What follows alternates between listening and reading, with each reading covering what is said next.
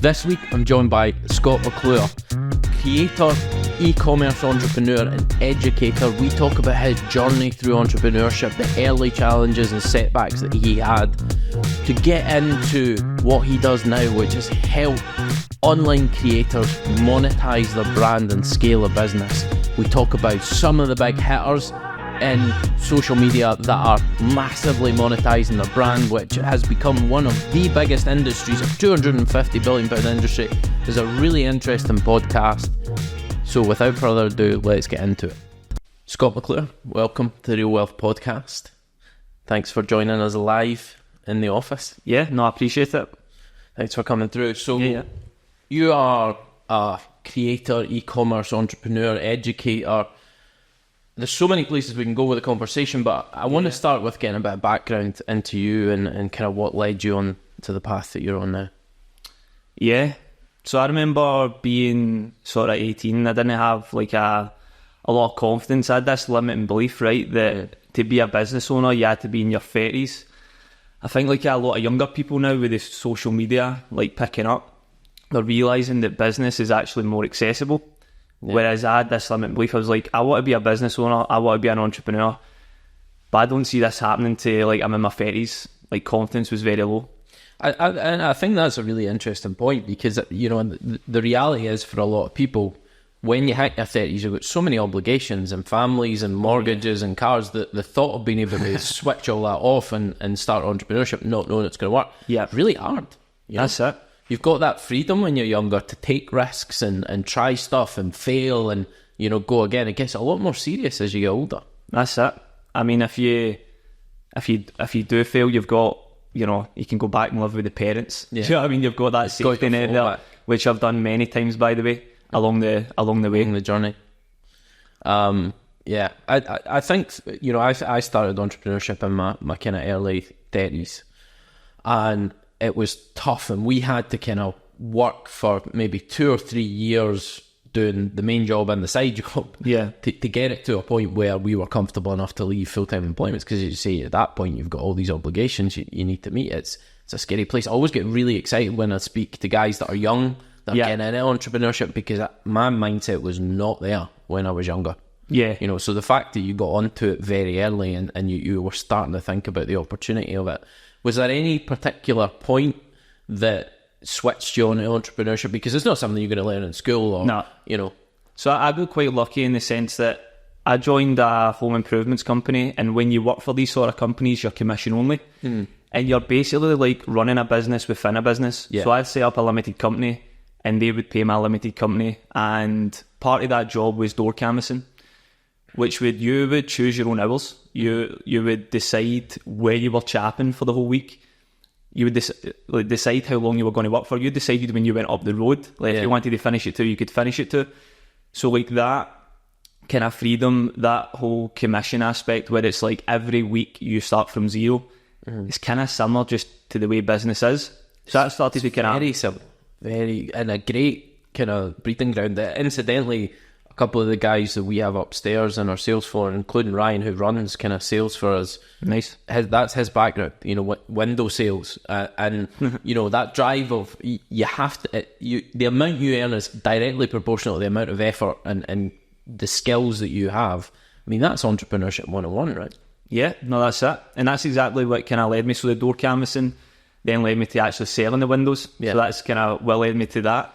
And it was when I was selling the windows that I decided I wanted to start like a business. I actually had the confidence in, and it was me and my friend, and they always say that the first business you start is probably not going to be the one that you end up with. It's just the one that's going to get you the experience and get your foot in the door. And that's exactly what the first business was, but it actually lasted longer than what I thought it would have. So like when we first started, it was a totally different name to what it was later on. So it was called Create Your Reality. Right. So me and my friend at the time, very young, we were only 18, 19, and we were really into the law of attraction. Like, I mean, we would go back to his house and sit and watch law of attraction videos after work and stuff like that. Yeah. So like, cool, how do we start a new business? What do we want to do? Well, we could start a clothing brand and like push the law of attraction.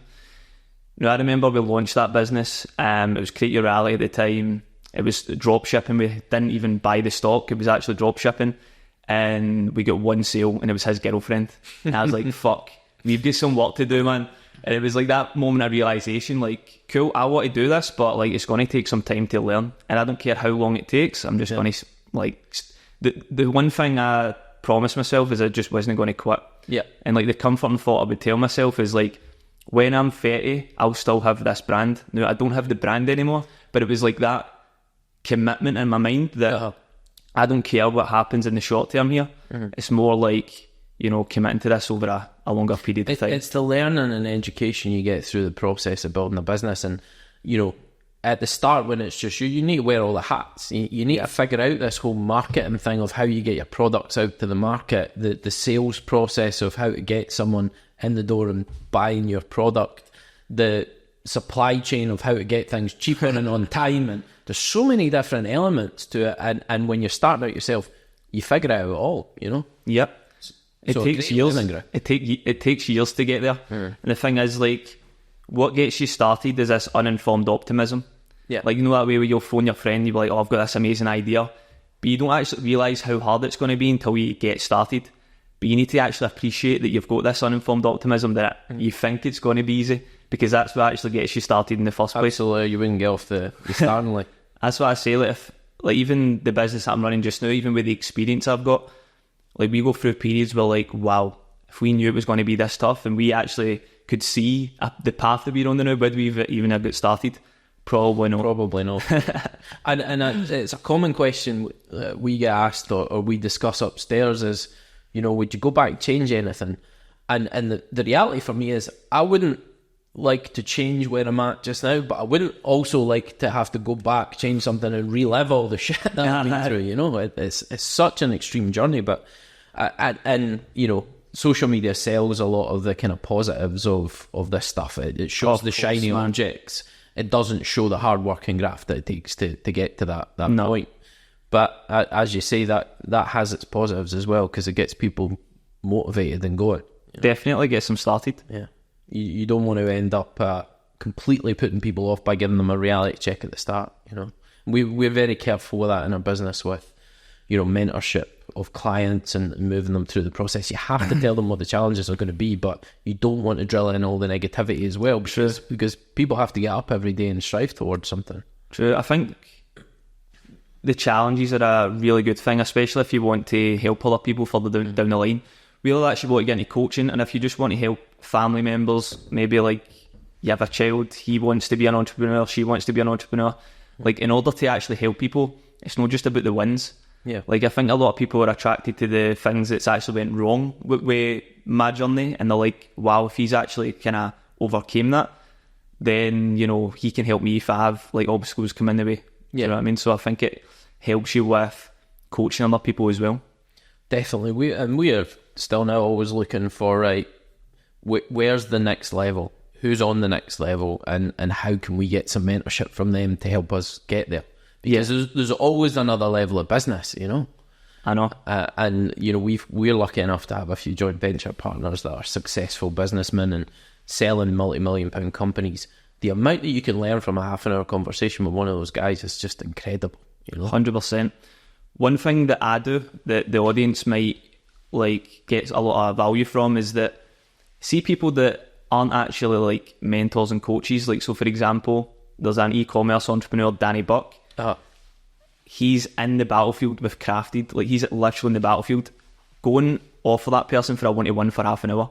He's genuinely in the battlefield. That's what I do. I'll pick out like an e-commerce entrepreneur that's winning, that doesn't necessarily coach on the side or anything. Yeah. They're literally in the battlefield, and go and get a conversation with them. And there's always a number that they're going to be happy with. If they say they don't coach, offer them with a certain amount of money, they will crack, especially if you're persistent.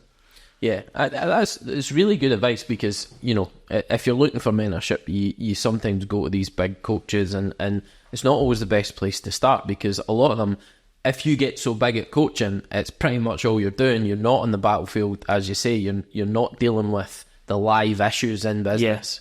And it can kind of remove them from that as well. We've always been really big because, you know, obviously we do a lot of mentorship and consultancy on other people trying to build a property investment portfolio, but we're still massively engaged in building our own portfolio. We've got 220 properties.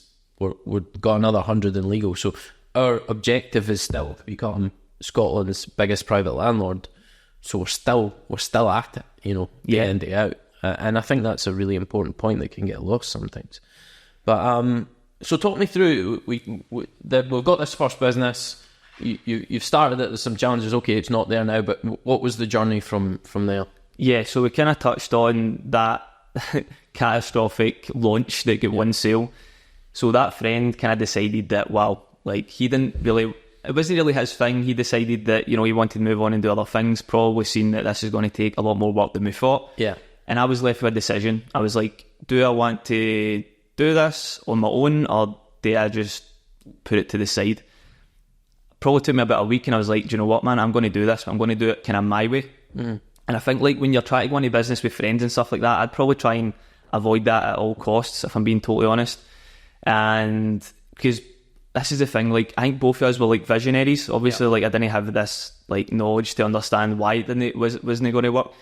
But we both had different visions. So as soon as I took it over, the next minute I had a new name, I had new branding, I actually bought in bespoke clothing, the drop shipping idea got out the window, and it started to become more real.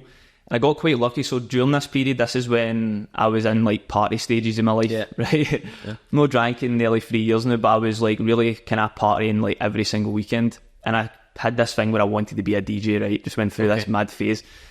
And although it was a brand based on law of attraction, I started to give them out to DJs because, do you know what? I didn't even know why I was doing it. I was just giving out to DJs because I was a DJ. Mm-hmm. But what actually happened in that is that, people want to be DJs and they're also the centre of attention. Absolutely.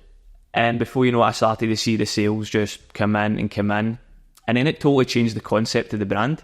This is the thing, what you actually start, your business can pivot at times. Mm-hmm. It's just about getting started, in my opinion. So, yeah, we pivoted and we went more towards DJs. And then from there, I was probably 6 months in, maybe a year in, and I decided to bring on a partner, which was basically, he's one of the, I don't know if we'd call him that, but he's basically a creator in Scotland with a large audience.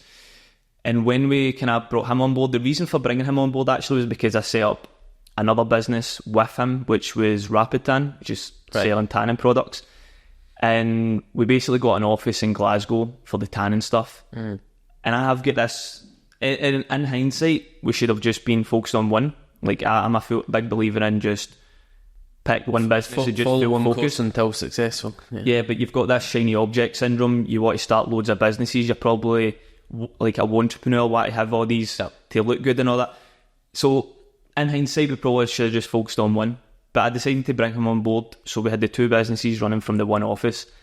And the tanning business skyrocketed. We got that up to 100k a month. Mm-hmm. The clothing brand was inconsistent because the supply chain. So we would only do 3 drops a year, and the reason why we couldn't do any more than that was probably because we weren't leveraging other people's time. It was just the two of us. We weren't hiring, and when it comes to bespoke clothing, it can take 5 months every new drop, and it's new designs. We just couldn't keep on top of it. So every time we done a drop, we would sell it, but it was 30 grand 1 month, and then you're no selling for 5 months. Yeah. So it wasn't really, do you know what I mean? It wasn't ups and downs. But just in that sort of couple of minutes, there's a lot of really interesting points you've made about starting a business as an entrepreneur.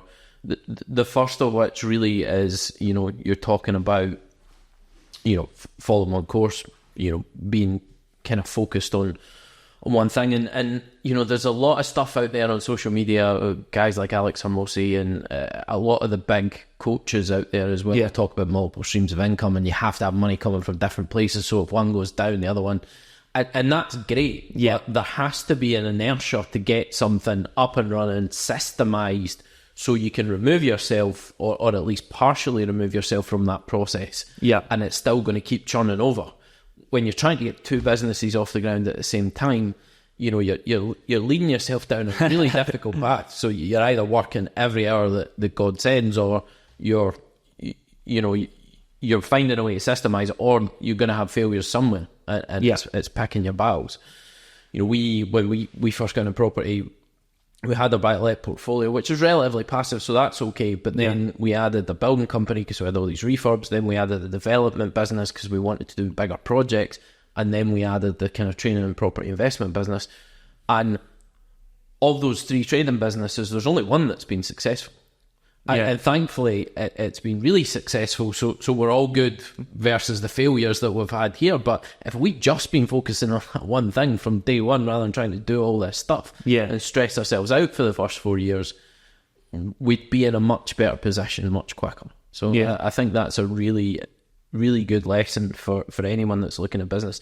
The other thing that you mentioned is, you know, a lot of people starting a business think, right, I'm just going to create this great product and everybody's going to want it. and it's the most naive thing. And another thing we get a lot with people coming through our education and property investment is they want to go to the safe stuff. Oh, I'm going to get my website built. I'm going to get my cards out. I'm going to, you know, that's just fucking admin. It's just admin. Okay, you need that stuff, but it's admin. It happens in the background. They're not dealing with the really difficult things they need to do to get the business off the ground. And what you were talking about was, you know, inadvertently you stumbled on it, but, you know, trying to get someone who's promoting your product in a place where lots of eyes are going to be on them. Yeah. You know, you've done that with the DJs and you didn't even mean to, but then obviously something's clicked there and you've thought, right, okay, I'm now in business with a content creator who's got lots of eyes on them. You know, these are the ways to push out products.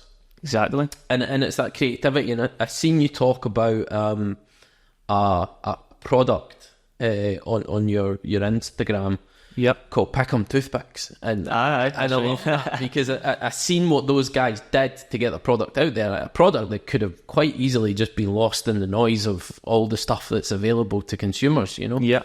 Do you want to talk a little bit about that? So it's toothpicks. These young guys, I'm going to say they're around 18 years old. And toothpicks, I feel like I want to say trending, right? I've not seen anybody with a toothpick in Glasgow, right? No. They're clearly trending online. Maybe Glasgow's usually a couple of years after the trends anyway. So you're seeing like people like KSI and stuff like that. It's a big YouTuber. He's used them. But it's just in how they've marketed it. It's on TikTok, so it's the short form content. And I think before you choose a product when it comes to e-commerce, you need to think of virality first. You need to think, right, cool. Instead of thinking what product should I sell, like think like what could go viral, or like even like what can you make good videos around as well. And I think like when I ever start a brand now, I always come up with like the TikTok strategy before I've even placed an order for the products.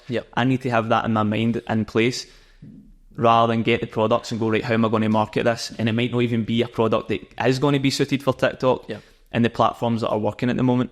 And that's the way you get your product out there. And if you can't do it, it's going to be a much harder road to you know, you watch I'm always drawn back to Dragon's Den where you know, someone's got this cool new product and they're going to these Dragons because they need the market to sell it. You know, they've got no other access to market, you know, because these guys have got connections to the big chains and the big stores. And now social media is a way to kind of circumvent that. Okay, you're going to content creators as opposed to, you know, angel investors, but it's the same result in the end, and you can probably retain a lot more control of your business than going to one of these angel investors. You know? One thing that you touched on there was that how important marketing is, right? I like to say that it's a 50-50 split, and that's what I've noticed over time is that you know, you could build the best product in the world, but if you don't know how to get it in front of people, if nobody knows about your product, like, you're never going to sell it. But I feel like there's a lot of marketers out there who are incredible at marketing, but their products are shit. And then what happens is that brand's reputation gets like fucked basically. And I think that you need to have this 50-50 split at the beginning. It's like, this is what I do, is 50% of my time come up with marketing strategy, and then 50% of your time making sure you're building an amazing product. Now, of course, when you launch a product, you're going to make iterations over time because you're not going to really understand until people start to use it and you get feedback from customers and iterate it. But and you don't always, you might have an idea of who your end customer is, but it can always surprise you along the way of who it actually ends up being. You know, as you see more customers coming through in the feedback, you're like, I just didn't see this. I didn't see it going that way because, humans are not always entirely predictable. Well, that's exactly what just happened with us there. So last year I ran Academy, which was helping beginners build brands, which is basically physical products. Yep. What ended up happening was a lot of creators. Bear in mind, I partnered with a creator about 2 years ago. But these creators are coming through like, oh, we want to launch a product. And I'm like, right, cool. So we're taking all these creator clients, and I'm like, light bulb moment. I started to realise that, I've actually done this in the past. Yep. And now we've actually rebranded to go after the creators because how many of them were coming through, the results they were getting were just crazy. Yep. And a lot of creators that we're working with at the moment, they don't have the business experience or the know-how. But another thing that they don't have is they don't even want to run the business. We've noticed that. So we've actually went from like a consultancy more to like an agency where we actually run the businesses for them while they create the content, which was very similar to like what I was doing with that content creator back when I ran the tanning company. And I was going to go down this avenue with you because it's something that really fascinates me. I watched the Sidemen documentary on Netflix. It just came out. And Get told about that. I've not been living under a rock, but I was living abroad for 15 years and then came back, and since then I've been really focused on my business. So I didn't know about the Sidemen. I obviously know who KSI is. Anybody, you would have to be living under a rock to have not seen the whole Prime phenomenon last year. Oh, yeah. But looking more into these guys and these massive content creators and everything they're involved in, it makes you feel like they're almost fucking superhuman. You like, take KSI, he's got all the content that he does. He's got Sidemen content. He's boxing, which in and of itself is a massive physical effort. You need to be training every day. So, and then he's got Prime. He's the CEO of Misfit Boxing. He's got XX Vodka. He's got Sides Restaurant, which is part of the Sidemen gig. He's got Sidemen Clothing. How the fuck can one human do all of that? And the reality is they don't. Exactly. And that's where I guess the kind of services like you bring in is guys focus on what they're good at and then have other people behind the scenes running the show. That's it. So KSI and Logan Paul, they only own 30% of Prime. Yeah. So the other 70% is Congo brands, and they do exactly what we do. They've only partnered with like 3 or 4 creators. Don't get me wrong, we don't say no to we'll never say no to a big creator. We're working more with mid-sized to kind of large creators, and doing more volume than obviously these other brands who are going specifically for the biggest ones. And then if you've got $1 billion company on the portfolio, I suppose you don't need to find any more creators at that point. Makes sense, yeah. But tell me about what is sort of a mid to a small to medium size kind of creator level in terms of subscriptions or followers or So TikTok's really hard to gauge because it's so easy to get followers on there. So we actually go by engagement. Now, believe it or not, like engagement works really weird. Like the percentage is like of a good creator's like 1 to 5% engagement rate, which you'd think it'd be like up at 50 to 100, but no, like we did my content's like 0.0 something, so that's just kind of how it works. So we look at their views, especially on TikTok, like definitely needs to be above 10,000 views per video. When it comes to like, we want to kind of tick the box that they've got YouTube and they've got over like 10,000 subscribers. But we're working with creators at the minute that have got like 100,000 subscribers on YouTube, and that's like perfect for us. Instagram, a lot harder to get followers on, but it just depends because some creators, they only do YouTube and TikTok and they don't do Instagram, but they have like a relatively small following. So we just kind of gauge it over that. We've got like a sheet of like qualifications, if that makes sense, and if they're under that, we just kind of turn them away because we just know we can't get them results. There's a few people came in, like they've got all sorts of followers, but you don't know if they've just bought them or not. They're getting like, I don't know, like 30 likes, a few hundred views, and you're like, you're not going to win here. There's a lot of that going about where you can almost tell the Instagram pages that are a bit disingenuous because it just doesn't stack the amount of followers versus the activity on your reels and all that. It just doesn't make sense. That's it, definitely. So give me a few kind of case studies on how you would take a content creator and come up with sort of a monetization plan of their content. Is there any sort of content that just doesn't monetize? It's a good question. So case study wise, like we like to say that there's two types of creators, and we help both. Just because I'm in a good position where I've dealt with info products through eAcademy, but also dealt with physical products since I've been 18. So that's the two routes, and luckily that's the two routes that they can go down. So for example, I've worked with this creator called Daniel. His account's called NDA. And I know him. Do you know him? Yeah, he's good. Yes. I'm really into finance and tax, and he gives lots of good. And I feel like he's geared a bit more to younger guys starting up, financially educating them.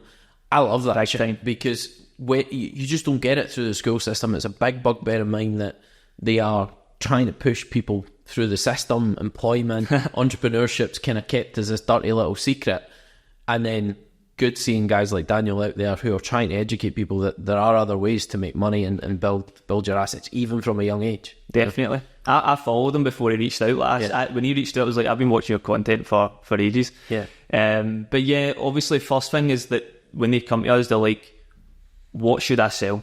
That's always the blocker. They're like, what product should I go for? Yeah. What we'll do is we'll look at their audience, because we need to make sure that the product will fit into their audience. But another thing that we need to look at is if the product will fit into the content that they're already creating. Yep. So that it just fits seamlessly, so that they don't need to create like new content that they've not made before. And I've seen Daniel's doing there's a financial planner thing that he sells as a physical product, right? Yeah, he's done a couple of things since then, but he's the first product we done was a finance journal. It generated them £24,000 in the first 90 days. That's brilliant. It was crazy, and it totally changed his life. Because I think like a lot of people think that creators, and not to say that he was in a bad position or anything like that, but I think like a lot of creators, they look for that financial stability. Because see with brand deals, right, and having been friends with creators, I know exactly what it's like. Like 1 month, this £3,000 brand deal comes in, you're like brilliant, and then they might have made $9,000 that month.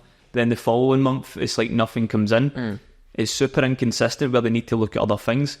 Some of them are like part-time in jobs, whereas when they can, if they can, run their own business, they've actually got monthly recurring revenue coming in. Yeah. It's more predictable, but it's not to say that it's going to 100% be successful, but it's definitely more, from what we've seen, more predictable than the brand deals that they're opening pranes coming in every single month. And as you said right at the start, that is business. There is nothing written in stone that this amount of money is going to come in every month. Every month you start fresh. Now, okay, you build reputation, you build your brand, you build systems to try and maintain levels of revenue, but there's never any guarantee. I feel like that with ours, we are constantly running the numbers to see where we're at this month, and I know as of next week it's going to start all over again. We've had a brilliant month. As of next week, none of that shit matters. It's what are we doing this month? Yeah, don't get carried away. And I think like when you first start your business and you have those massive months, like I probably did get carried away. And then having experience, I think at the time where I did get carried away, I'd never experienced like a full year that was like seasonal, and you just don't expect the months like afterwards to like die down, and you're like, wow, right, cool, was not expecting that. Well, and that's kind of where we're at just now with our business, because the main kind of property investment training and support consultancy business is really only done. This is its first big year of like, we changed the model, we transitioned things with 10x that this year. Nice. We haven't been through a full year cycle, so we expect the January to be our best month, because you've got all the kind of life changers, people want to make decisions and move forward. True. January, new year, new me, that sort of thing. It wasn't at all. It was our worst month of the year, January. Yep. Whereas December, we were expecting wind down at Christmas, nothing would happen. It was our best month. We're still trying to figure this stuff out, but unless you've been through a few cycles, you just don't know. I say you've not got any data to go by. So obviously Daniel is a really good example of how these guys can monetize their content creation. He's an example of the sort of content creator that adds value. So it's giving you little golden nuggets of information that can put people on a path and change their life. Yeah. I guess the other type of creator you've got is the kind of entertainers who... Yeah. Which monetizes better, or are they just different? That's a good question. I think that...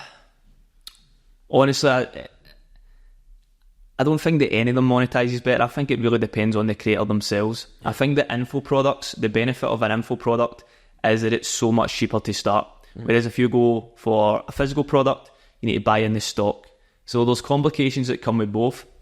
But I think the good thing about an e-commerce brand is it's not attached to the creator's face over time. Yeah. So obviously with Prime, KSI and Logan Paul, over time, Prime will sell even when they're long past. When they're no longer here, Prime will still be selling 100%. And that's the good thing about a brand, is it outlives their creator career. So that when they're no longer popular anymore, or maybe when they've got grey hair and stuff like that, they don't want to make videos anymore, and they've got a business that's giving them, recurring revenue. And this goes back to kind of the athlete kind of syndrome of, like, even if you're a top flight footballer, you're only going to be making that money for a period of time. You need to be able to generate other revenue streams so you can sustain yourself in the long run. No different for content creators. 100%. When you look at the amount of content these guys are pushing out, how long can you sustain that for? Exactly. And the big money's in the businesses. Like, you've seen that with even The Rock. Not to say that he needed it, right? But his wealth, most of it came from the brands like Terramana Tequila. That's where most of his wealth's been accumulated. It's not actually been in his career. Why have so many of these famous guys got alcohol brands? You've got Clooney, you've got Ryan Reynolds got one, KSI's got his vodka. I mean, it seems to be... It's not even like it's on brand for some of them. Like, I know Conor McGregor, you could say it is on brand because he does party all the time, but you'd think like athletes especially would kind of stay away from promoting stuff like that. Yeah. But that's not the case. It's probably because it's mass market. So if you've got... I'm talking like the biggest creators where they're not niche, where like they've got a wide following, they're likely to start consumables and alcohol brands because it's what... everybody, you don't want to eliminate any of your followers from buying those products. You want to maximize that. So if everybody's boozing, then that's exactly why they do it. In my mind, anyway, I feel. Yeah. No, I mean, it makes a lot of sense. It does, absolutely. What is sort of your favorite example of a content creator that's massively monetized? And have you seen someone who has maybe not had the biggest following, but had the best business result out the other end? Yeah, do you mean client-wise or just... No, just in general. I'm just thinking. I think, like, the one I like the best, I would say, is Mr. Beast. Yeah. I know he's the biggest creator, right? But I just like Feastables. In fact, I like even, you see the Nail Boys. I don't know if you Nail Boys are. I don't know. No, so they've got like a seltzer called Happy Dad. Right. And that's just like blew up as well. But yeah, I prefer the entertaining creators because you can be more creative with what they sell. If you look at, there is some creators that kind of fall into both categories. If you look at Ayman Gadzi, he sells coaching, info products, you could say. Yep. But he's also just launched a drink 2 weeks ago. Called Big Day. Right. And both of them have done well. So there's some people that kind of sit in the middle. I think he's went kind of info product first and then went for the physical product. But I think like the physical product's just more creative, and I'm quite a creative person, so I like coming up with like the strategy, the branding, the name, all that kind of stuff, where info product is more system. How important do you think the branding is? Most important thing. And when I started my first two brands, I never even understood what branding was. I didn't understood like when it come to like naming a brand, like what it meant, trademarks, nothing. And over time I've realised like how important it is to have a unique name. The branding itself to actually like resonate with your target audience. You need to understand your position in the market. You need to look at the other brands and see how they're positioning themselves so that you can try and be unique and different. There's so much science to it. I was reading a bit by Seth Godin on marketing and the cover branding and just like the whole psychology behind what colour means and the effects that it can have on you. And, you know, you go through that whole journey of detail. Like, I just see a logo and it's like that's what it is. But there's so much more science going on behind that, you know? Yeah, it's the perception. It's all about perception that you give your customers. And I think more so for physical products because they have packaging. Even some products like skincare products, it's not just the logo like you're talking about. The designing of the actual packaging and the bottle itself. So I think even more so with physical products, like branding is even more important. Whereas I think like with info products, like see like a coaching company like ourselves, sometimes we can get away with it because sometimes they're buying the person who's, you know, running the company or the results and stuff like that. That in itself though is a difficult one because, you know, as an entrepreneur, not everybody has this philosophy, but you know, a lot of the big money events for entrepreneurs come when they sell the business. And if you have this long-term view of, right, the exit plan is I'm going to sell up, I'm not going to be doing this into my 70s, then, you know, when you have a business that is created around you as the individual, you as the kind of figurehead of the business. I see this a lot with especially property training courses where there's like one big guy. Yeah. And it's like, how is that a business that is transferable and sellable? And we've been thinking about this a lot with ours because, you know, we put out a lot of social media content.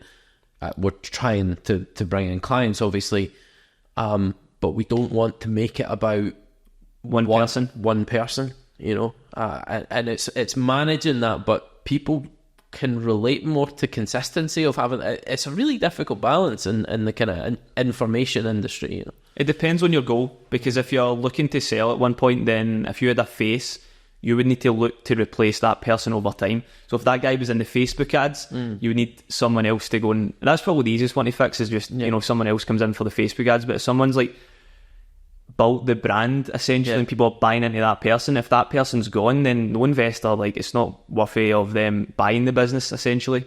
But Alex Hormozi with Gym Launch, he's probably a good example of he managed to replace himself in, I think it was like 18 months. Wow. For Gym Launch, and he sold that. I don't think like it was a collective sale with other kind of brands that he'd started, which was like supplements alongside it in a software company. I think it was combined like 100 million. And he was the face of Gym Launch, and he's got a video on exactly how he removed himself. So I've not seen that, but I'd be really interested to see it because it is I think a really tough transition, but really important.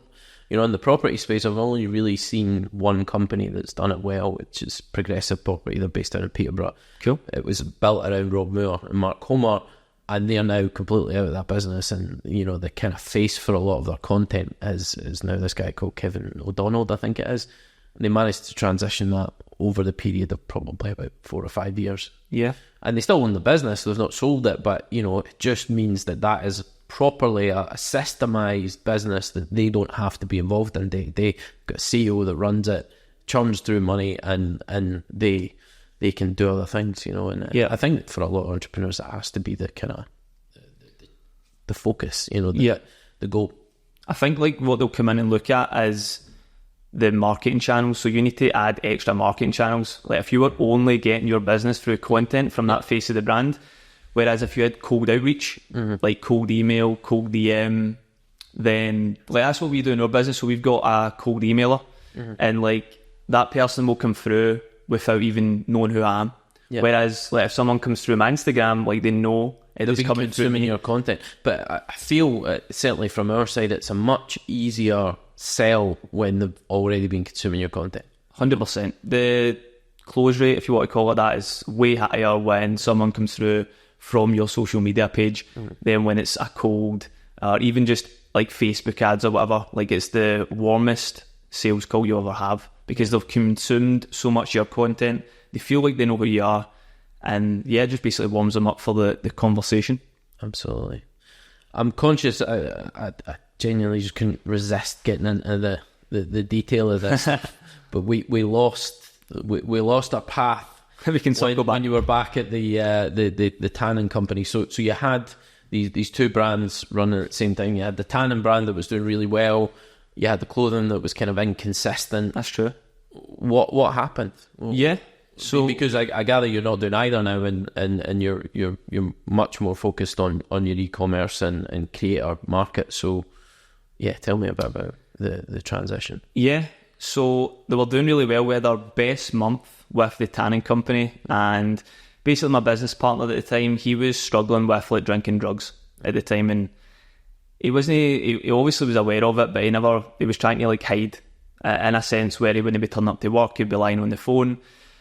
And I never gave up on him. I was trying to get him back to where he was. I was basically running the brands myself. We had hired family at the time. So, like, it was this kind of just wanting to get him back in and just try and help him. Like, I wasn't annoyed at him, it was just trying to help him.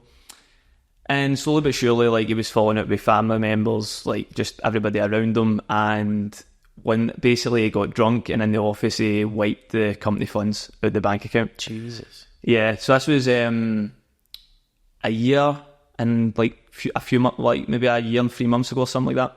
So it feels like years ago because of how much I've grown since then. Yeah. But it was only, a year ago, basically. Jesus Christ. And it's complicated, right? Because it is a difficult one. Like, people say, oh, did you get the money back or whatever?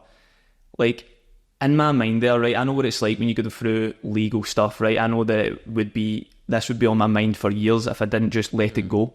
Yeah. And a few weeks went past, I got clarity because there was a lot of stress involved, as in, is he going to pay me back? But see, the moment I realised that money wasn't coming back, it's gone. We would never have worked with each other anyway, but it was like there could have been some sort of settlement or whatever.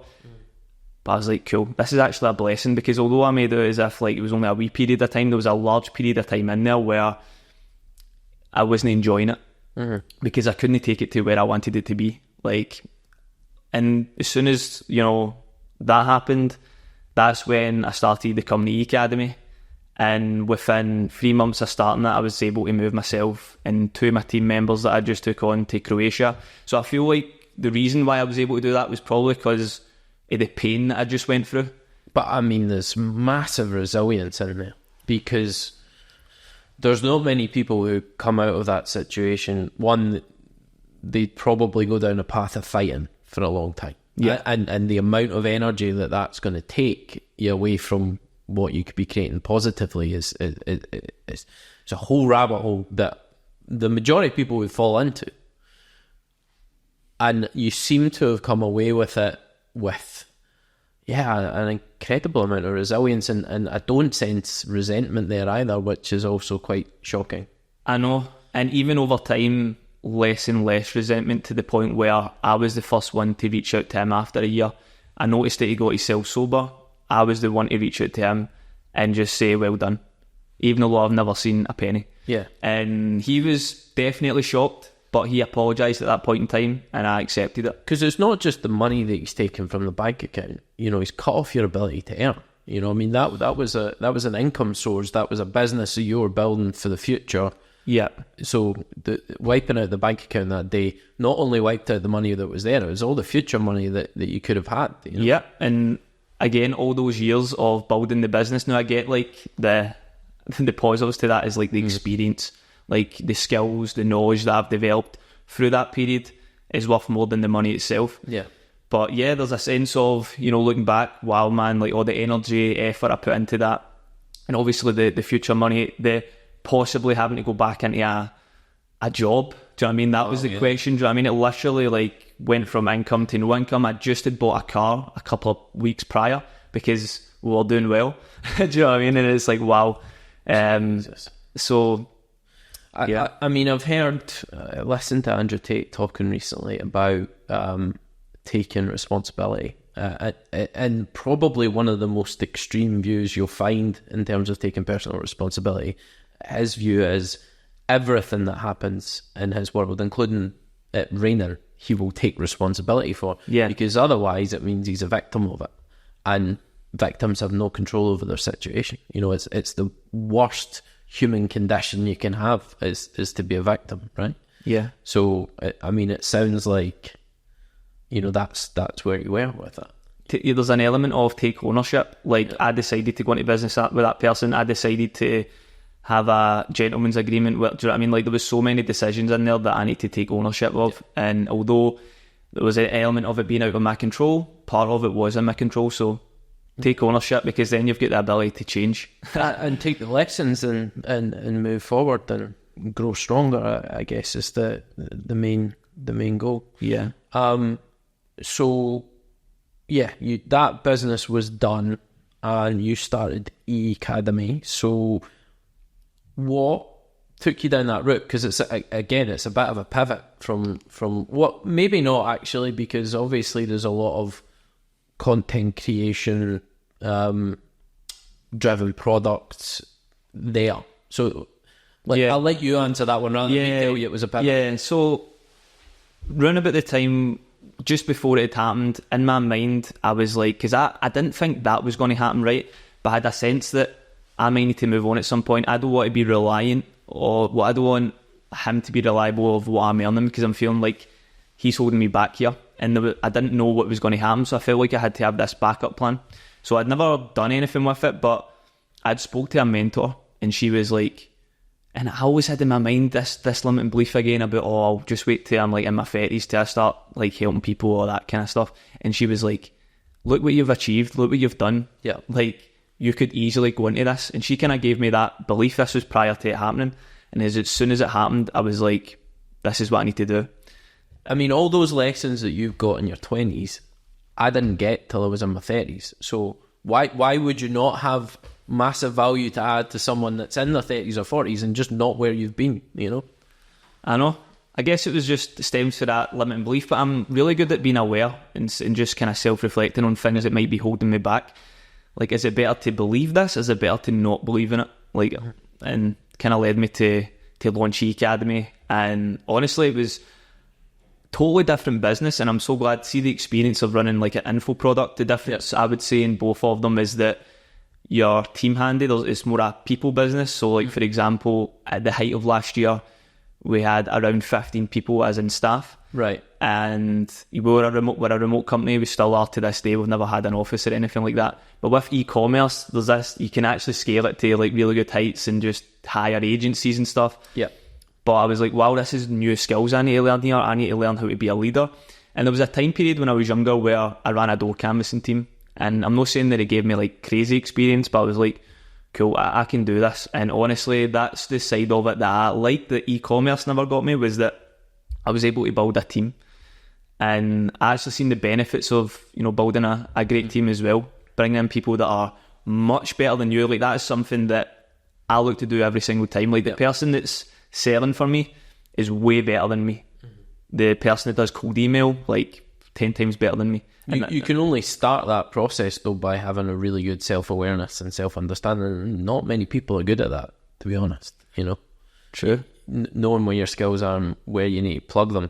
You talked about not getting in business with friends earlier, and Laurie and I were friends from school, but equally there was a time along my journey where my best friend had asked me to do a property joint venture with him, and I said no, because we are literally the same person, you know, in terms of our skill set, in terms of our values, all of that. There would have been no benefit from collaboration, whereas Laurie and I are completely different. We have the same values, which is important, but skill set, you know, I think we're both in awe of each other because we don't have the skills the respective has, and that's where you get huge benefit, you know. And you know, we're seeing it more and more now in the team that we're bringing on, and it's really cool to see how it's developed. You know, our staff base is about 16 now. Brilliant. And you know, every time we're adding someone new, it changes the dynamic slightly, but you know, it's adding value. And okay, you have the odd person that doesn't work out and you need to move on, but you need to be aware that, you know, when there's someone on, what's the analogy Laurie uses, when there's someone on the bus that is detracting from the rest of the guys and all the good that they're doing, you need to get them off the bus, you know. That's the harsh side of being an employer, I suppose. Going into business with your friend, I think if you have complementary skills like you just said, then that's definitely a route. I think like when you're younger though, is like there is a time period where people need to mature as well. Like if you're going into business when you're 18 with your friend, that person's probably going to go through the party, like you're going through like different phases. Then when somebody's like in their mid-20s, usually they've got their head screwed on, and going into business with your friend then is much more like achievable as well. But see, if you've not got complementary skills, it's literally just a comfort blanket. It's like, I don't want to do this myself, I'm scared in case this fails, let's bring somebody else on board. Like if there's no value exchange, it's just a comfort blanket. That's what it is. And you know, there's an element of that you can see people would go towards because it's scary, you know, no longer being an employee and no longer having the certainty of that salary every month to being an entrepreneur. You know, it's scary, but if you've got someone to share the burden, that's attractive. It certainly was for me, but it's equally as important that you're both bringing something to the table, because that's when the resentment start to creep in, when someone's adding significant value and the other guy just isn't coming to the table, Definitely. It's always an interesting dynamic. And Laurie always says his dad had some bad experiences of partnerships and joint ventures early on, and he's like, categorically, Laurie, don't do it. Whereas our experience has been really positive. I can see how it wouldn't work with other people, but it just organically fell into place, so we're kind of fortunate there. See, where I struggle is I'm quite a visionary, and I need an operator. Yeah. That's kind of my thing. Whereas, and it's like, see, when you first start a business, and initially you're not going to have the money to have a chief of operations. So in our last company, it probably took us to a year and a half in before I could finally employ somebody to do the work that I generally are just not good at. I mean, you can kind of force yourself to do the operations, but when I brought on Ellie, like, oh my God, I just, every day I'd like, you're a wizard. Like, I don't know how you get enjoyment out of this kind of work, but being a visionary can be quite hard at the start, because you're the person that comes up with all the ideas, the opportunities for growth. You're probably really good at marketing, content and stuff like that. But when it comes to like CRM systems, setting up all this kind of technical stuff, you do it anyway, but you're like, wow, man, if I had someone that could come in and take the operational stuff away from me, like, wow. So that's kind of my goal, because unfortunately, like, Ellie had to go because obviously we just transitioned into, creator led. Yeah. But it's like, that is my goal for this year, is to get an operator on board. And sometimes I'm like, oh, why don't I just make an operator and a partner? Some days I'm like, and it's that old point of, you've either got enough turnover and profitability to be able to pay someone the sort of money they own the business, and it's the roles with Laurie and I is, he is more of the kind of visionary mad ideas guy, and I'm more of the practical, right, how are we going to implement this, how are we going to do it and structure it, and it works well. So we talked about the kind of formation of E-Academy. So tell me what you do there with that business. Yeah, so we started basically helping beginners. So beginners that had never started an e-commerce brand before, we would show them how to do that. Now, it was an info product with coaching attached to it, so they get access to a step-by-step training process. They get access to myself. Over time, we ended up with myself and two other coaches, James and Laura. It was actually 3 other coaches, but in the height of it, it was James and Laura who had ran e-commerce brands before. They're in their 30s now. And luckily, because this is one of my limiting beliefs I had, I was like, cool, like, I've got people in the sales team, I've got people in, marketing, I've got a chief of operations, like, how do I, like, offset the delivery so we can take on more clients, because I'm limited if it's just going to be me. But I had this limiting belief that there'll be no other e-commerce entrepreneur that's not running his own venture that will want to come in and coach. But one LinkedIn post later, I managed to get 2 people they're actually like married. It's a married couple, James and Laura, and they were exceptional, and they had like complementary skills to me as well, which was what I was after. James was really operationally good with Shopify. I'm more like the idea guy, like the creative side of things, so it was good to get the other side kind of filled as well. It's added value to the overall proposition, and again, I go back to the property training industry, and that's how a lot of the property training businesses have scaled, through actually people that have paid them to come and work on their course, have got the information, have implemented it successfully, and then become coaches for them, through the process. And it's something that we're looking at as well with our own business. It just makes sense. Your coach has to have that practical experience, and we're better than guys that have come through and been successful. So there's something else I wanted to cover with you, and it's something that's on my mind a lot just now, is AI.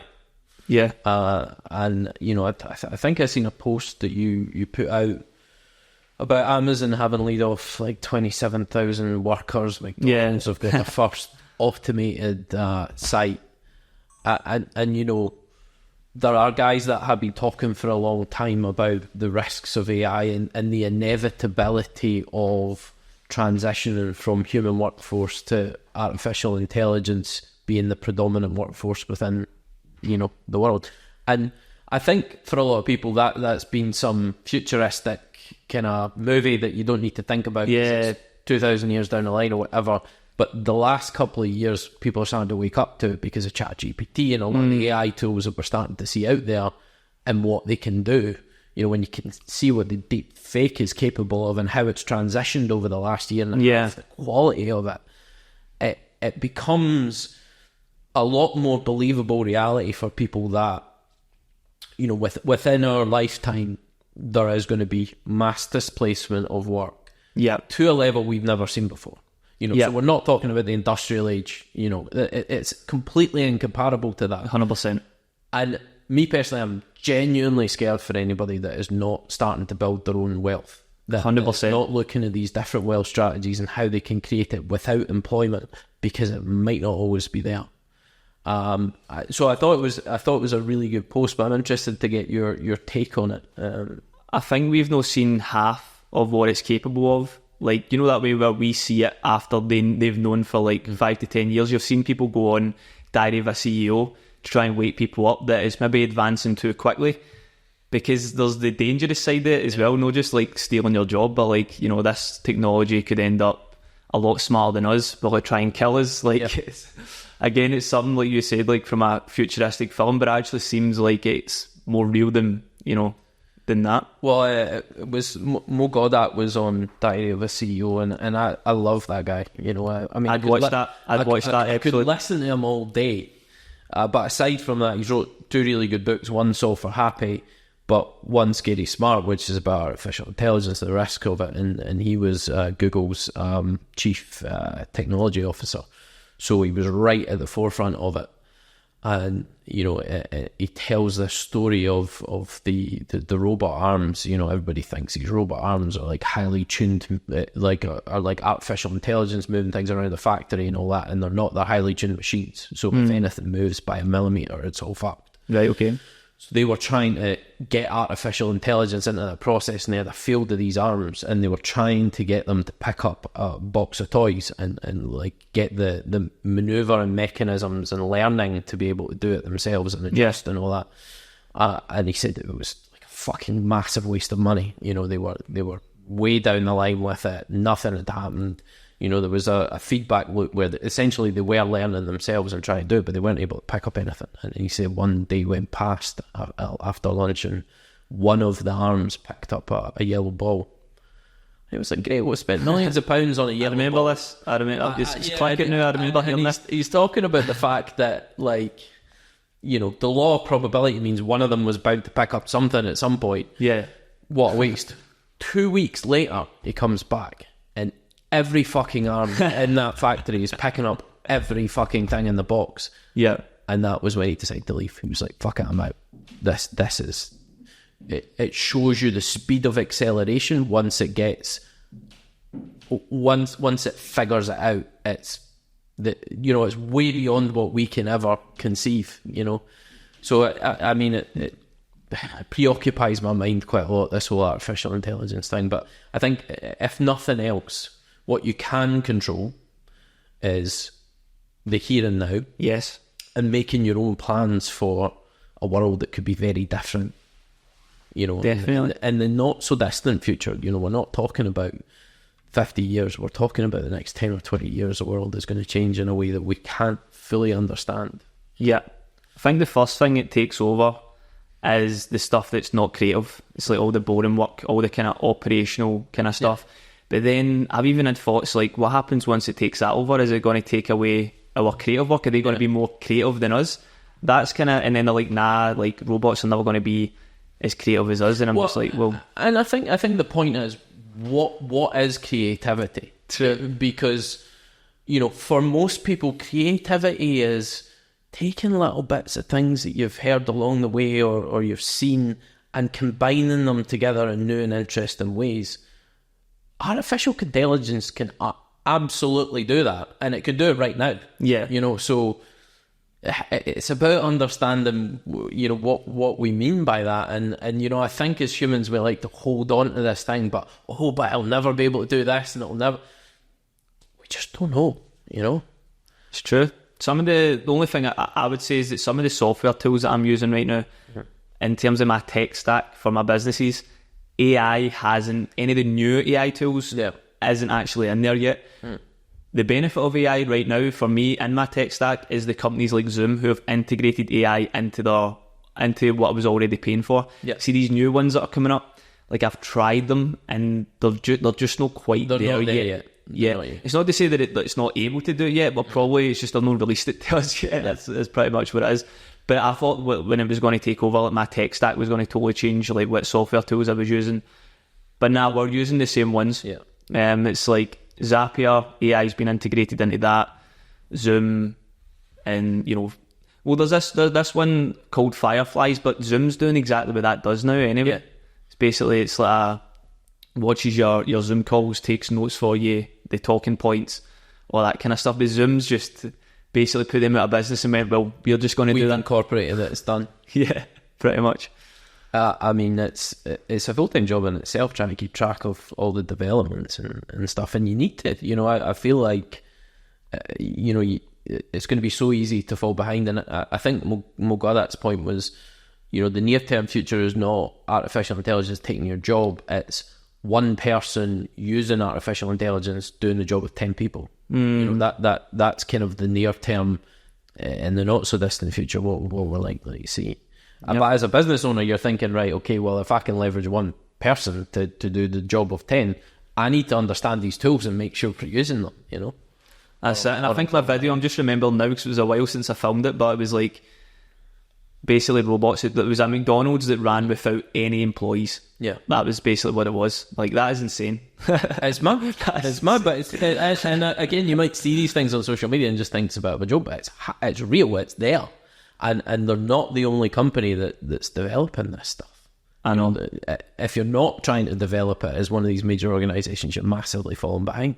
It's incredibly efficient, but then you're sacrificing human connection, in my opinion. And that's not even just from this AI. This is since, computers, laptops and mobiles started to become a thing. Like, you're noticing people not able to hold conversations, and like kids are just glued to iPads and stuff like that. And actually, I don't know if you've ever seen Grant Cardone, who uploads videos. Like, his daughter has actually got a TikTok account, and see the way that she speaks. So he's never took her through the school system or anything like that, wasn't allowed iPads or whatever, and she's better at speaking than me. Like, honestly, like, she's getting thousands of views, she's just incredibly articulate, and I'm like, wow, that's impressive. I wasn't a big fan of Grant Cardone, but that thing that he's done with his daughter there, like, is incredible. It's incredible. Look at Grant Cardone's TikTok and go and see how his daughter, who's, I don't want to say what age she is, but she's really, really young.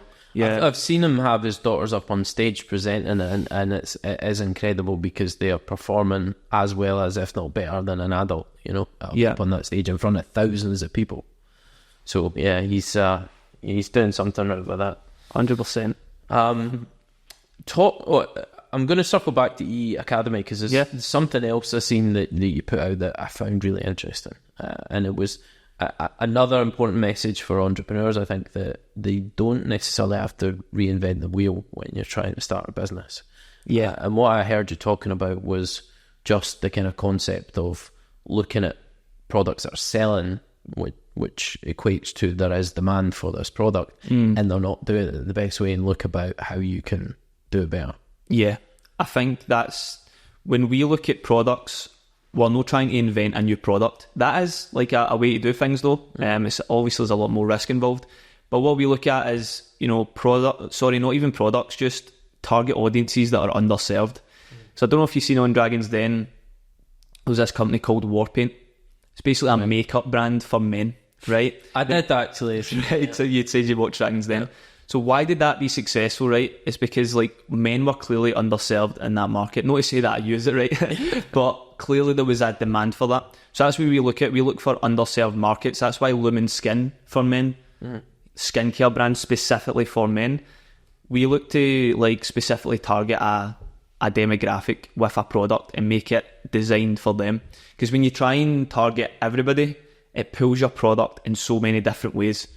Like this person wants this feature, this person wants this feature, and then before you know it, none of them want it. And that's what we kind of see with, and that's the kind of thought process that goes behind when we start to select products and stuff like that. You can even just look at products that one of the kind of things that we do is very simple. Is you can go onto brands and go to their reviews and look at the 2, 3 and 4 star reviews. Don't look at the 1 star reviews, because that's just going to be slating the company, right? You're not going to get any value there. But what are they asking for in there? That's not being delivered. Yeah, and you're just taking a product and you're solving the problems that's already existing with that product, rather than trying to solve, problems with like inventions and stuff. Mm-hmm. It's that kind of creativity to, not necessarily invent something. And I think there's too many people that are kind of paralysed by, what they call paralysis by analysis, but they feel like it's going to have to be something completely new to launch a multi-million pound business and create something significant. And it's just time and time again not the reality. We've got a lot of high net worth clients but we've got 3 of them that have all made their money through logistics, which is just off the back of Amazon. Just built businesses around serving Amazon. Yeah. And okay, they've maybe added on another couple of logistics companies as consumers, but they've not done any reinvention. They'd still deal with vans every day and guys and logistics, but multi-million pound companies, just off the back of that. So it's just understanding that, you just need to do it better than someone else. You need to be unique in a certain way. The way I see it is you need to have a right to exist. Like, we're not just setting up this business so you can make a bit of money, right? Because that's the world's not going to go, right, brilliant, this guy wants to make money, like, here you go. It needs to have a right to exist. So, like, one of my clients who didn't reinvent the wheel selling golf gloves, he just got the same quality as the biggest manufacturers. We managed to source that, and he undercut them with better pricing. So that's being unique. How did it be unique? It was more accessible and more affordable. Same quality for a better price. That's how easy it can be. It doesn't need to be this complex new product or whatever. And he's absolutely killing it. Really? Yeah, he's smashing it. How in that situation do you manage to sell it for a better price when you're maybe not dealing with the volumes that the other guys might be? Is it supply chain management? Is it sourcing? Is it, just-in-time delivery, or are you talking about more like it just doesn't have all the overheads that they have? So, it doesn't have the overheads.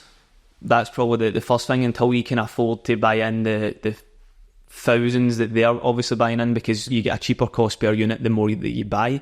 But products are generally cheap anyway for what people are selling them at.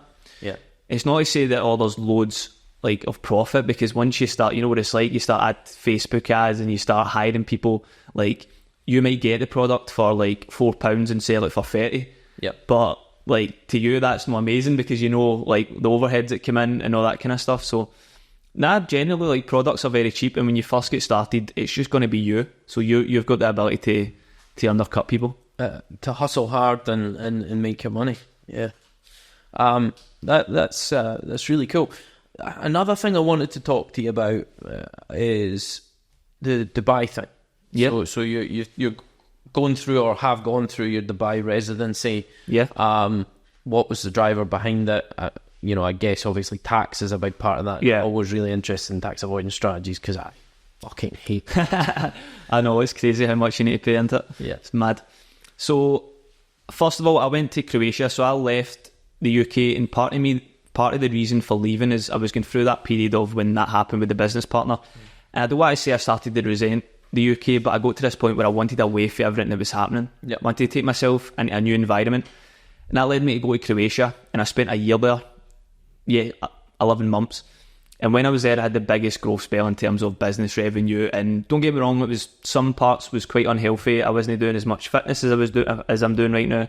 It was literally like, people were saying to me, like, you went to Croatia, like, did you do this? I didn't even go on a boat.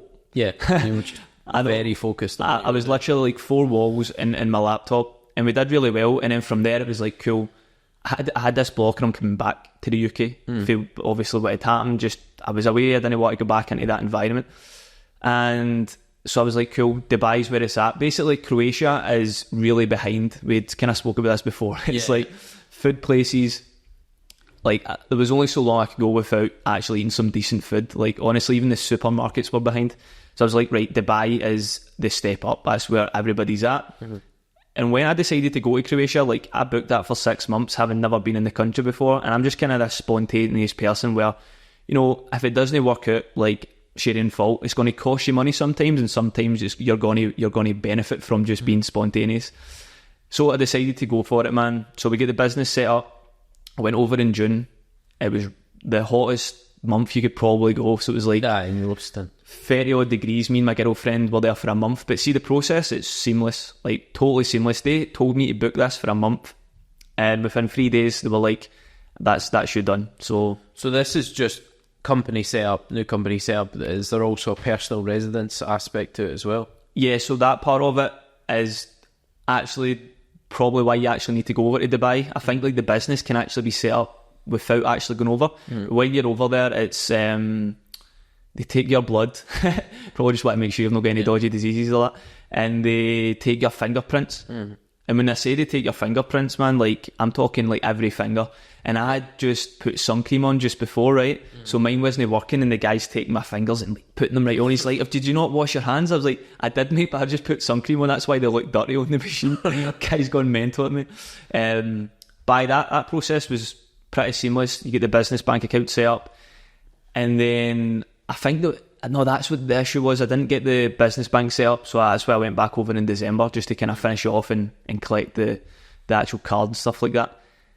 And then since being back in the UK, so I've been back in the UK since October. The first month it was good seeing family and stuff like that, but more so getting into this year, I've joined a running club that I go to twice a week. Yep.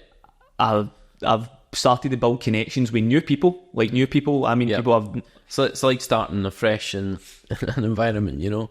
Like, the amount of, like, opportunities that come from being in the UK, because that's where your network is, that's where most of your social media followers are.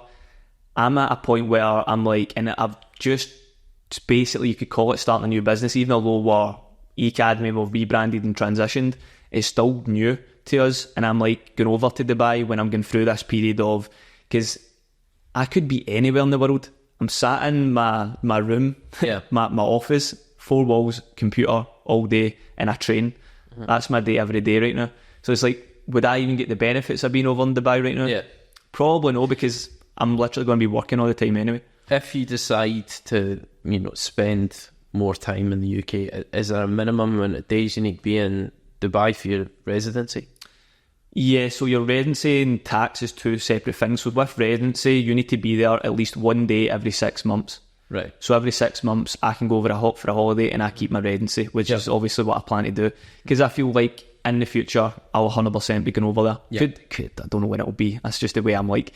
And the tax is obviously a grey area, right? The guy that owns that company doesn't want to tell you, then you try and speak to people that don't have an incentive. Do you know what I mean? Because this guy is clearly, this is the thing, these companies that when you set up your business over there, they've clearly got an incentive for you to sign up. So I was like, let's try and get some outside knowledge on this, some accountants in Dubai.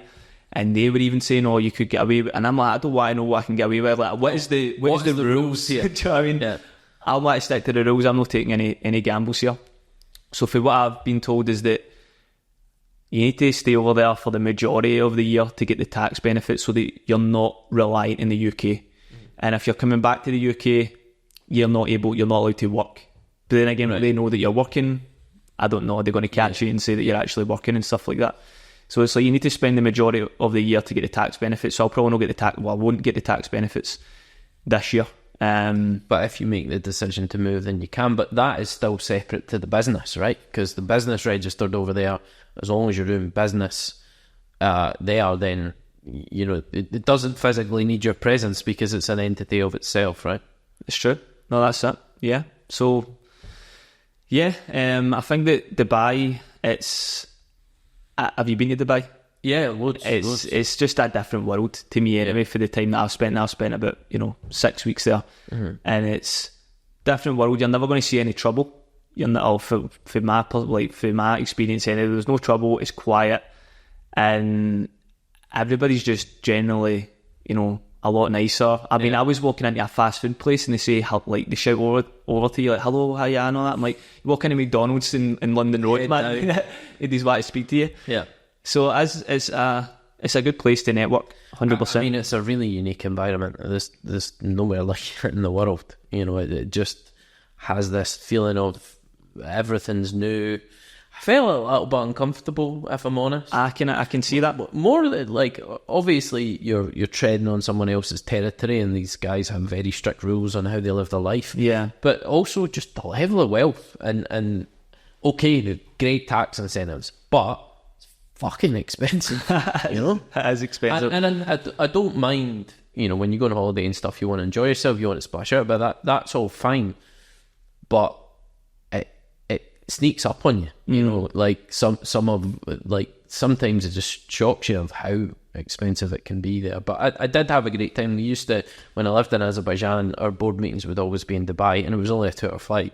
So we used to go once a quarter for them, and it was always kind of the highlight of the quarter, getting a bit of time on the beach and able to enjoy kind of the finer things in Dubai. The culture there is one of the biggest things, and what I mean by that is you don't see police there. Why? Because everybody just respects it anyway. They don't have the need to have police to check what's going on, because they just know that the culture that they've set, it's they don't need to worry about it. The repercussions of not following the rules that are severe. I know, I've seen the stories, man. It's a bit crazy. It is, it absolutely is.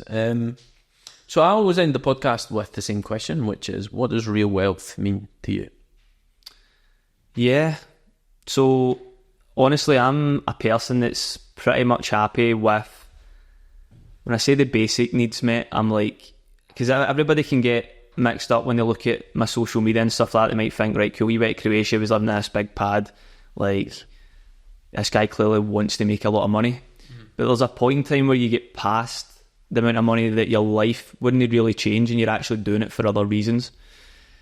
And I think, like, for me, I've been past that. I've had it all, lost it all, right? I've been through all that kind of stuff. But for me, it's like, it's past like making money. I think, like, it's bigger reasons. I think some of it is actually quite selfish in the sense that I want to see what I can achieve in life. I want to see how far I can take it.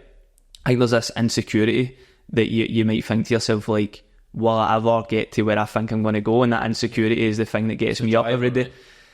So money's and wealth is not a big factor, but for me anyway. But I think that now anyway, but see, at the very start it is, because you need to think about your future family, making sure your kids are going to be brought up properly. Yeah, like, these are the things that you need to think of. And for most people are in that situation. So I think, like, it's not about making the millions. It's like, everybody, no matter if you want to be an entrepreneur or you're a 9-to-5er, you should focus on increasing your income. It's not about becoming an entrepreneur. It's about increasing your income so you've got a better quality of life. So many people, man, they focus too much on saving money and, turn that light off. Will you turn that light off? And you're like, why do you not just focus on making more money? Like, why are you so conscious of things like turning lights off? Absolutely. You're so limited in what you can do when you're just trying to save, versus make it where there's no cap. Yeah, and business is so accessible to everybody right now. Like, it's the most accessible it's ever been in terms of knowledge, in terms of the costs involved. So for example, Shopify is literally free for the first 3 months, and then it goes up to like £25 a month to build a website. Years ago you would have to spend thousands to get a developer to build it. So it's becoming more feasible, cheaper, accessible. So, like, and the knowledge out there to give you the skills you need is also as accessible as it's so accessible. Listen, if I've got a problem in my business, there's a book and there's a YouTube video on it. Simple as that. I don't know how hard it must have been. So difficult, like, years and years ago, to the point where, and not that many years ago, I mean, I grew up in the 90s, and, like, wow, I mean, I got my first mobile phone when I was 11. And that was the first one out, It's like, so it's just no information. Like, you had to go to an encyclopedia or find the book. And if you weren't a big reader, you didn't have the luxuries of audiobooks, Yeah, it's true. So we're in a really fortunate position. There's no excuses for not creating significant wealth, or at least, ensuring the security of your family. And I think that's the driver for a lot of people. It has been for me, of just knowing that you've created that security for you and your family. especially going into the unknown with AI and the way the world's going. And like even age, like there's for like younger people, like there's a 17-year-old that we just took on at our agency on just a revenue share. So we basically run their business for a split of the revenue. And he was already, prior to me setting up, well, we're in the process of setting this up, he was making $9,000 a month from brand deals because of how he'd put himself on social media, and he's getting thousands of views. So these brands are coming to him and paying him thousands of pounds. And I'm like, 9,000 at 17? I'm like, whoa. I was like, I thought I was doing well at, 18, 19, because I was making £1,000 a week chatting doors. I thought I was, look at me, do you know what I mean? Yeah. Like, I don't know, it's not easy, but it's definitely a lot easier and accessible to get money. Think about the amount of work and time and effort it would be to get to $100,000 salary. Okay.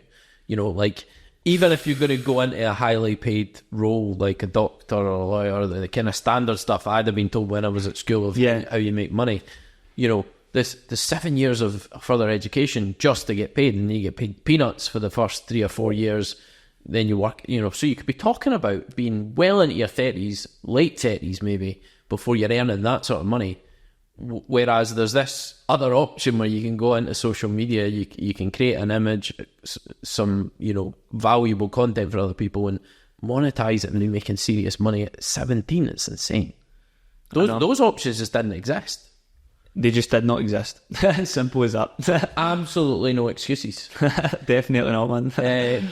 Scott, thanks a million for the podcast. It's been really, really fun to chat to you. Yeah, really appreciate it. Anybody wants to reach out to you, check you out, how can they best get in touch? Yeah, I'd probably say my Instagram, it's scott.mcclure. I'm on TikTok. I used to do YouTube. I'm not really on YouTube anymore, but I'd say my Instagram probably scott.mcclure. We'll put those links in the show notes. I've been Alex Robertson. This has been the Real Wealth Podcast, and thanks for joining us on this wealth journey.